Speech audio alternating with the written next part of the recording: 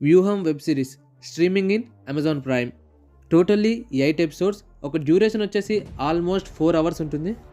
So ఓవరాల్గా series వచ్చేసి ఓకేష్, అంటే ఒక యావరేజ్ సిరీస్ లాగానే ఉంది, మరీ అంత రాడ్ అయితే కాదు.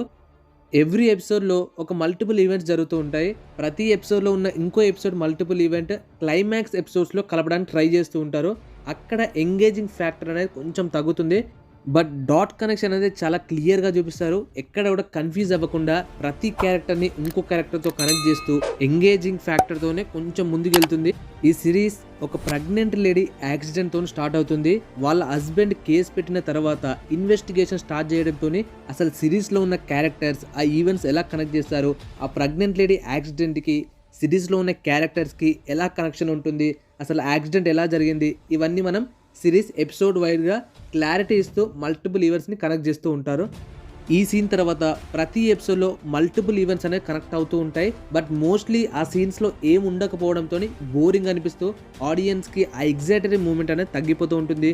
దాని తర్వాత చాలా వరకు క్యారెక్టర్స్ రావడం, ఆ క్యారెక్టర్స్ ఎందుకు వస్తున్నారు అనేది క్లారిటీ ఇవ్వలేకపోయాడు మనకి ఈ సిరీస్ డైరెక్టర్. స్టార్టింగ్ 4 ఎపిసోడ్స్ మొత్తం వాళ్ళ ఫ్లాష్ బ్యాక్ ఎలా డాట్స్ని కనెక్ట్ చేస్తున్నారు, ఈ కేసుకి వాళ్ళకి ఎలా కనెక్షన్ ఉంది, ఇవే బోరింగ్గా చూపించడం జరుగుతుంది.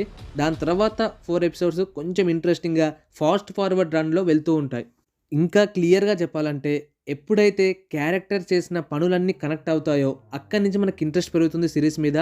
ప్రతి వర్క్కి ఏదో ఒక రీజన్ ఉండడం అండ్ ప్రతి క్యారెక్టర్కి ఇంకో క్యారెక్టర్తో కనెక్షన్ ఇస్తూ ఆ స్టోరీని ఎలా ఇంట్రిగ్యూటింగ్గా చూపించాలో కరెక్ట్గా సక్సెస్ అయ్యారు. అందులో 5th to 8th ఎపిసోడ్స్లో characters flashback and story connections ఉంటాయి. అక్కడి నుంచి మనకి లాస్ట్ ఎపిసోడ్ వరకు చూడాలని ఇంట్రెస్ట్ పెరుగుతుంది, ఏం జరుగుతుంది.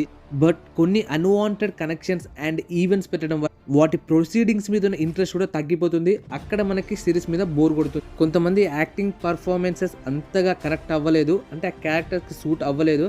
But performances wise Krishna Chaitanya and Ravindra Varma వాళ్ళు డీసెంట్ పర్ఫార్మెన్స్ ఇచ్చారు. అండ్ సుశాంత్ అయితే ఏదో ఓకే అనే క్యారెక్టర్ లానే అనిపిస్తుంది. అండ్ మిగతా క్యారెక్టర్స్ ఏదో ఉన్నారు అన్నట్టే ఉన్నారు తప్ప పెద్దగా ఇంపాక్ట్ అయితే ఏం లేదు. అండ్ ప్రొడక్షన్ వైనస్ బిగ్గెస్ట్ నెగిటివ్ పాయింట్, ఎక్కడ కూడా రిచ్నెస్ అనేది లేదు సిరీస్ మొత్తంలో. మేబీ పెద్ద స్టార్ కాస్ట్ లేకపోవడంతో చిన్న యాక్టర్స్ ఉండడం వల్ల అలా ప్రొడక్షన్ వాల్యూస్ పెంచక ఆ స్టోరీ వైజ్గా కూడా వీక్ నేరేషన్ అనేది కనిపిస్తుంది మనకి. సో ఓవరాల్గా మీరు ఈ సిరీస్ని ట్రై చేయొచ్చా అంటే, ఒకవేళ మీకు భారీగా టైంపాస్ కాకపోతే ఈ సిరీస్ని ట్రై చేయండి. అమెజాన్ ప్రైమ్ వీడియోలో అవైలబుల్గా ఉంది. ఆల్సో మన టెలిగ్రామ్ ఛానల్ బయో లింక్ ఉంటుంది, డిస్క్రిప్షన్లో కూడా లింక్ పెడతాం. అక్కడ కూడా సిరీస్ అండ్ కొత్త మూవీస్ కూడా ఉంటాయి, అవి కూడా ఒకసారి చెక్ చేయండి. Thank you guys, bye bye. Let's meet in the next review video. Love you all.